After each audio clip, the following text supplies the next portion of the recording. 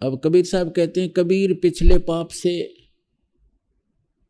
हरि चर्चा ना सुहावे, या ऊँघ है या उठ चले, ना और बात चलावे।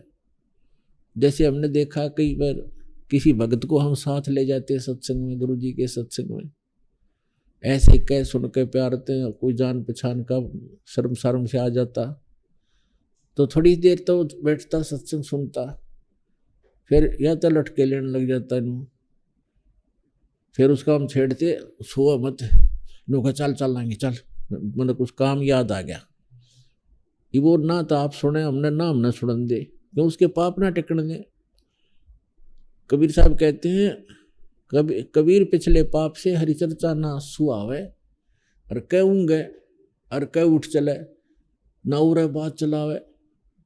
सत्संग हो रहा होता है, वो पहली बार जो हम लेकर के 1-2 बार ऐसा चांस हुआ, तो उसको सत्संग चल रहा है और बीच में कुछ और बात याद दिला देगा, वो काम था ना एक अपने वहाँ जाना था, उसको हम कहते डट जा, थोड़ी देर सत्संग सुनने फिर बातें करेंगे। फिर उनका मैं चलूँ तू आ जाइए,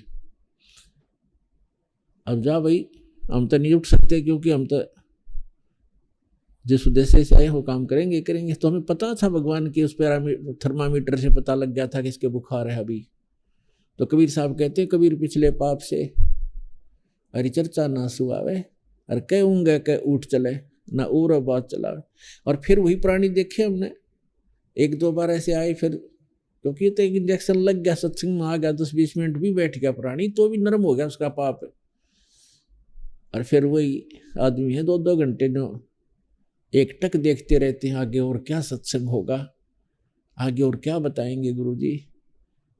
कई बार तो ऐसे होता है, अरे थोड़ा ही सत्संग हुआ आज तो भाई, 2.5 घंटे को भी ऐसा लगता है जैसे थोड़ा ही सत्संग हुआ। तो पाप आपके कट गए और रुचि भगवान में बढ़ गई। तो जैसे बीमार व्यक्ति पहले 1 रोटी मुश्किल से खा पाता है, औषधि सेवन करने लगता है, और फिर देखा जब बुखार उतर जाता है तो सूखी रोटी होगी नहीं होगी, ले आ फटाफट, सब्जी की आवश्यकता नहीं, सूखी खा जाएगा। और जब पहले वो सारे स्वस्थ भोजन बना रखा होता है 36 प्रकार की व्यंजन का, वो भी नहीं अच्छा लगता था। तो पुण्यात्मा, सत्संग में आने से, ये तत्व ज्ञान सुनने से हमारे युगों युगों के पाप नाश होते हैं।